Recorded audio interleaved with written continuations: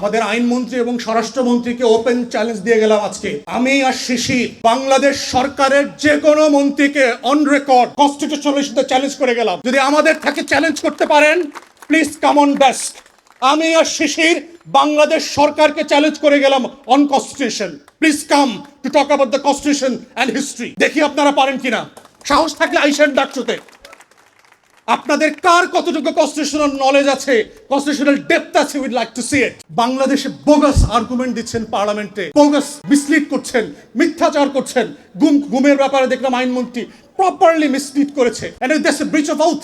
He should be dismissed. একজন cabinet minister হিসেবে সে নেশনকে মিসলিড করতে পারেন না। তো সেই জায়গাতে আমরা বারবার বলছি, এই জাতিকে আমরা ওয়ার্ন করছি, আমাদের তরুণদেরকে আমরা বলছি যে এটা এক অনিবার্য বিপ্লবের বাস্তবতা তৈরি করছে। প্রথম এবং দ্বিতীয় বিশ্বযুদ্ধ নিয়ে যারা হিস্টোরিয়ান আছেন তারা বলেছেন যে এটা আসলে দুইটা বিশ্বযুদ্ধ ছিল না, it was a one world war with a long ceasefire. অমীমাংসিত জায়গা ছিল, এবং সেই জন্য যেটা হয়েছে বাংলাদেশে 24-এর গণ অভ্যুত্থান জুলাই সনদ দিয়ে শেষ হয়ে যায় নাই। এটা একটা অনিবার্য কাঙ্ক্ষিত বিপ্লবের মধ্যস্থতার সময় চলছে, সিজফায়ার পিরিয়ড চলছে। এবং আমরা দেখতে পাচ্ছি আকাশে যে টর্নেডোর কালো মেঘ বৈশাখের চেপে বসেছে, এই রাজনীতির কালো বৈশাখ আবার কয়দিন পরে এই রাজনীতির আকাশে ফিরে আসবে।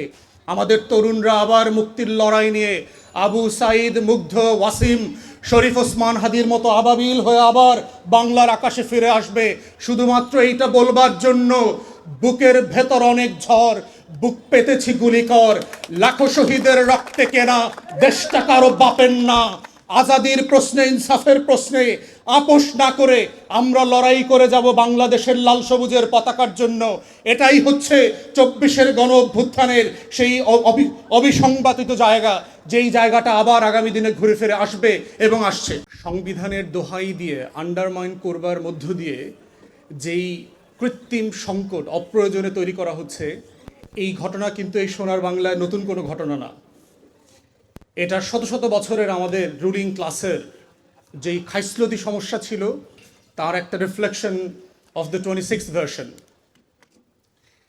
তো সেইখানে আমরা হিস্টোরিক্যালি দেখেন যে জুলাই সনদের মতো একটা স্বাধীনতার ঘোষণাপত্র কিন্তু আমাদের মুক্তির লড়াইতে ছিল 71 সালে 17 এপ্রিল, যেটা আমাদের অস্থায়ী সরকার ঘোষণা করেছিল।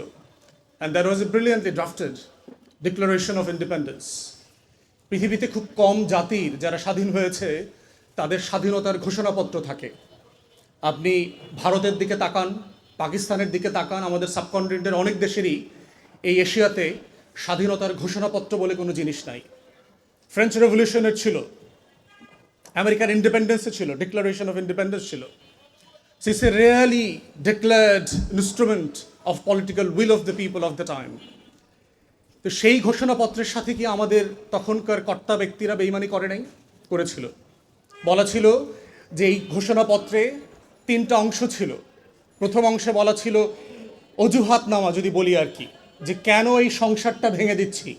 এবং মাথায় রাখেন, be mindful that the Pakistan state was created by then Bengalis of this reason, not by the west Pakistanis of the time. 46-এর ইলেকশনে মুসলিম লীগ কোথাও ক্ষমতা তৈরি করতে পারে নাই, সরকার তৈরি করতে পারে না, এক্সেপ্ট ইন বেঙ্গল। সেই জায়গা থেকে যারা পাকিস্তান রাষ্ট্র বানিয়েছে, এবং লাহোর রেজলিউশন থেকে শুরু করেন, মুসলিম লীগের প্রতিষ্ঠাতা এই জায়গাতে, এই সব জায়গাতে আপনার মুসলিম লীগের কনফারেন্স হয়েছে গত শতাব্দীর শুরুতে।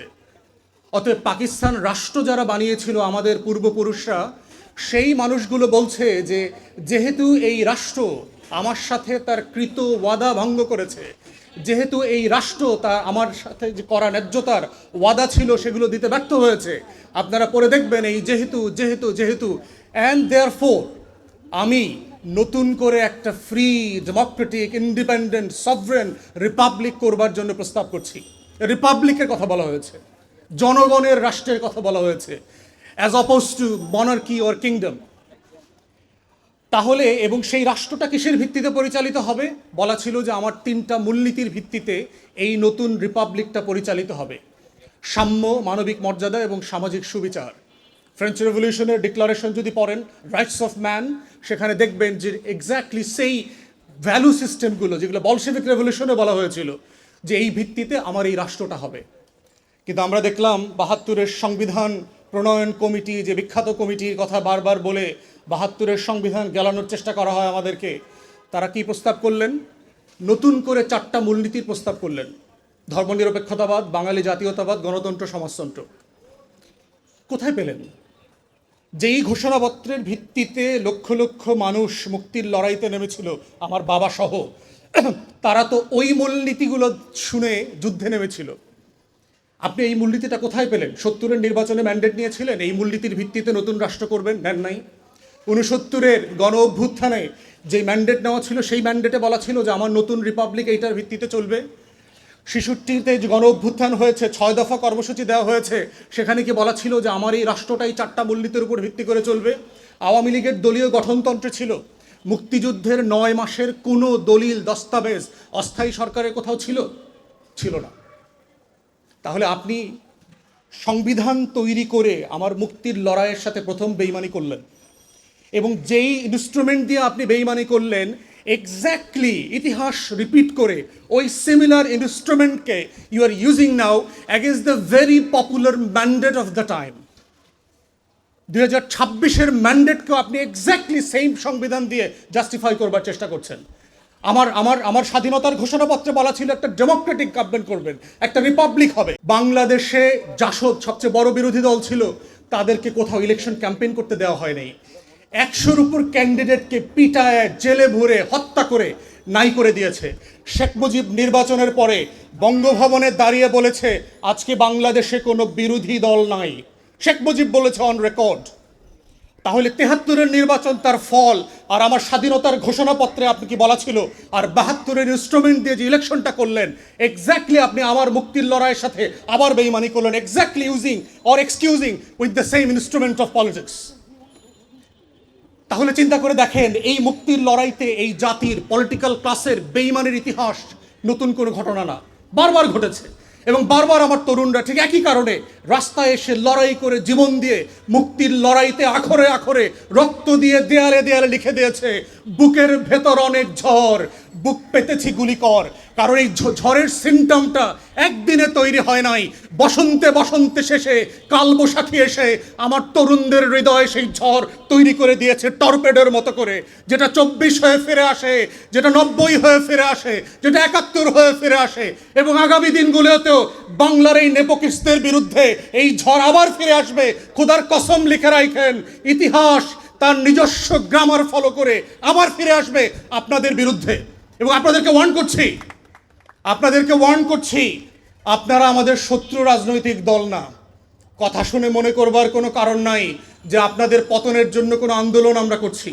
আমরা শুধু আপনাদেরকে সতর্ক করছি, আহ্বান করছি, কারেকশন করবার জন্য বলছি, নিজেদের পথ শুধরায় নেন। তা না হলে এমন একটা সময় আসবে, ঘুম থেকে উঠে দেখবেন আপনার কর্মচারীরা বলবে, স্যার, ম্যাডাম, বিমান এসে পৌঁছে গেছে গেটে। বিশ্বাস করেন, this are the things happened in the past. এবং এই বাস্তবতাগুলো অস্বীকার করবেন না, ভুলে যাবেন না। ক্ষমতা যেটা করে, চোখের সামনে ছানি ফেলে দেয়, এবং ওই ছানির কারণে যেটা হয়, আপনারা সত্য দেখতে পারেন না ওই কাচের দেয়াল ভেদ করে। অতএব আজকের এই হীনমন্যতার জায়গাটা কোথায় সেটা বলে আমি শেষ করব।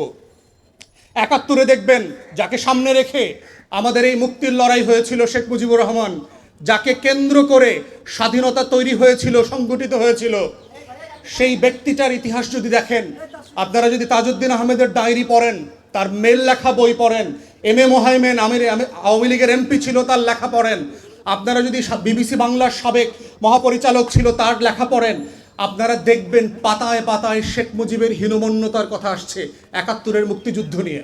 কেন? আমি এত বড় নেতা, আমি 7 তারিখে এত মানুষের সামনে বক্তব্য দিলাম, আমার এক আঙ্গুলে দেশের কোটি কোটি মানুষ উঠেছে আর বসেছে, সেই আমি ছাড়া কিভাবে একটা মুক্তির লড়াই সংগঠিত হয়? এই হীনমন্যতা শেখ মুজিবকে সবসময় তাড়া করে ফিরেছে। তাজউদ্দিন আহমেদ তাকে বারবার বলেছে, আসেন মুজিব ভাই, আপনাকে আমাদের মুক্তির লড়াইয়ের গল্পটা বলি। আপনাকে একদিন নিয়ে মুজিবনগর যাই, সীমান্তের এই পারে ওই পারে আমরা মাসের পর মাস কিভাবে ঝুঁকি নিয়ে একটা মুক্তির লড়াইকে সংগঠিত করেছিলাম। শেখ মুজিব খাইতে খাইতে বলতেছে, আমি সব জানি, তোরা কি করছো না করছো। শেখ মুজিবের ভিতরে এই হীনমন্যতা প্রচন্ড রকম কাজ করত। ঠিক একইভাবে দেখতে পাচ্ছি। এবং বাই ডিফল্ট শেখ মুজিব ওই লড়াইতে রণাঙ্গনে ছিলেন না। 25 তারিখ যখন গোলটেবিল বৈঠক ভেস্তে গেল, বিকালে সন্ধ্যায় তাজউদ্দিন আহমেদ বলছে যে আমি একটা রেকর্ডার কাগজ কলম নিয়ে মুজিব ভাইয়ের বাড়িতে গেলাম, যে মুজিব ভাই খবর পাচ্ছি আজকে সব ক্র্যাকডাউন হবে রাতে, আপনি একটা ঘোষণাপত্র রেকর্ড করে দেন, আপনাকে যদি কোনো কারণে অ্যারেস্ট করে ফেলে আমরা যেন এইটাকে কেন্দ্র করে সামনে রেখে জনগণকে সংগঠিত করতে পারি। শেখ মুজিব অস্বীকার করলো যে না, কোনো ঘোষণাপত্র এখন রেকর্ড করা যাবে না, এগুলো ঝামেলা হবে, আরও বেশি ধরপাকড় হবে। উনি বললেন তাহলে কাগজ কলম নিয়ে আসছি, একটু লিখে দেন যেটা আপনার নামে আমরা পাঠ করব। শেখ মুজিব সেটা করতে অস্বীকার করেছিল। এই শেখ মুজিবের নামে যিনি ঘোষণাপত্র দিতে অস্বীকার করলেন, যিনি বক্তব্য রেকর্ড করতে অস্বীকার করছেন, অথচ তাকে সামনে রেখে একটা মুক্তির লড়াই সংগঠিত হয়েছে, তার ভিতরে এবং তার ৭১ পরবর্তী আচরণ পুরোটা মিলিয়ে দেখা যায় যে ৭১-এর মুক্তির লড়াইতে শেখ মুজিব, শেখ পরিবার এবং আওয়ামী লীগের বড় একটা অংশের যে হীনমন্যতা, এবং এই হীনমন্যতা কাটিয়ে উঠতেই তাকে চেতনা ব্যবসা করতে হয়েছে গত ৫৫ বছর। সে মুক্তির লড়াইটাকে ঘোষণাপত্রের আলোকে একটা রিপাবলিক করবার বিনির্মাণের চেষ্টা সে করে নাই, বরং মুক্তির লড়াই কিনে সে ব্যবসা করতে চেয়েছে, স্বাধীনতার ঘোষণাপত্র নিয়ে ব্যবসা করতে চেয়েছে, মুক্তিযুদ্ধের শহীদদেরকে নিয়ে ব্যবসা করেছে। একটা তালিকা পর্যন্ত হয় নাই এই সোনার বাংলায়। কত অসভ্য রাষ্ট্র আমরা চিন্তা করেন, আমার এই দেশের জন্য যে মানুষগুলো জীবন দিয়েছে তার একটা তালিকা পর্যন্ত নাই। আপনি ভিয়েতনাম মেমোরিয়াল দেখে আসেন, ৫৯,০০০ প্লাস সৈন্যের প্রত্যেকের নাম সেই ভিয়েতনাম মেমোরিয়ালে লেখা আছে। আপনি এখন ট্রাফালগার স্কোয়ারে যান, আপনি লন্ডনে গেলে দেখবেন, হাইড পার্কে গেলে দেখবেন ২০০৫ সালে ৭/৭ বোম্বিংয়ে যে ৫২ জন মানুষ মারা গেছে প্রত্যেকের নাম সেখানে খোদাই করে দেওয়া আছে। আপনি ওয়ার্ল্ড ট্রেড সেন্টারে যান নিউ ইয়র্কে, 9/11-এর ঘটনার ৩,০০০ প্লাস কাছাকাছি মানুষের প্রত্যেকের নাম খোদাই করে দেওয়া আছে। আমার শহীদদের একটা তালিকা নাই, সংখ্যা আছে ৩০ lakh. Do you understand? 3 million. ৩০ lakh কি জিনিস, এটা কয়টার পেছনে কয়টা সংখ্যা লাগে আপনি বোঝেন? আওয়ামী লীগ এই হীনমন্যতার কারণে সেগুলো নিয়ে রাজনীতি করেছে, প্রয়োজন ছিল না। আপনার লড়াইতে ১০০ লোক মারা গেল, that's a good enough, it's a change for the state. আমার একটা রাষ্ট্র প্রকল্প আছে, একজন লোক না মারা গেলেও কোনো সমস্যা নাই, আমার রাষ্ট্র প্রকল্পের সাথে মৃত্যুর সম্পর্ক নাই, এটা আকাঙ্ক্ষার স্বপ্ন, স্বপ্নের সম্পর্ক। আমি একটা রাষ্ট্র বানাতে চাই, যেই রাষ্ট্রটা আমার স্বপ্নের যে বড় হবে, আকাশ সমান হবে, তেমন একটা রাষ্ট্র চাই। সেই রাষ্ট্রটা শেখ মুজিব আওয়ামী লীগ করতে পারে নাই বলে তার হীনমন্যতা। এক্স্যাক্টলি দেখবেন বিএনপি নেতাদের মধ্যে, সে ২৪-এর আয়নায় যখন তাকায় বিএনপির কোনো মিছিলের ছবি নাই। সে যখন ২৪-এর আয়নায় তাকায় বিএনপির ব্যানার ধরা কোনো মিছিল নাই। সে যখন ২৪-এর আয়নার দিকে তাকায় ছাত্র তরুণদের সাথে একসাথে বিএনপির নেতারা মিছিল করছে, তেমন কোনো প্রতিবাদের ঝড় নাই, বরং তারা অন রেকর্ড বলেছিল এটার সাথে আমরা নাই। এই হীনমন্যতা বিএনপি তাড়া করে ফিরছে। সে যখনই ২৪-এর আয়নায় তাকায় সে এনসিপিকে দেখে, এবি পার্টিকে দেখে, তরুণদেরকে দেখে, নাম না জানা ১৪০০ শহীদকে দেখে, ২৬,০০০ আহত মানুষকে দেখে, ৬০০ অন্ধকে দেখে, কিন্তু সে বিএনপিকে খুঁজে পায় না। এই হীনমন্যতা তাকে ২৪-এর জায়গা থেকে তাড়া করে ফিরছে। এবং এক্স্যাক্টলি তার নেতারা ৭১-এর মতো পালায়া ছিল, জেলে ছিল, তা না হলে বিদেশে ছিল। Exactly same phenomena. মনে হচ্ছে ৭১ নতুন করে ২৪-এ আবার নতুন করে রিস্ক্রিপ্টেড হয়েছে for the nation to remember. এই হীনমন্যতা যদি বিএনপি উঠাইতে না পারে, এটার কারণ হচ্ছে আজকের আমাদের লায়নের ফ্রেন্ডরা, আইনমন্ত্রী, আমাদের ডিপার্টমেন্টের বড় ভাইরা, আমাদের স্বরাষ্ট্রমন্ত্রী, ওনারা আমাদেরকে প্রত্যেক দিন আইন শেখায়, অ্যাজ ইফ বাংলাদেশে ওনাদের মতো আইন বোঝা মানুষ আসলে নাই।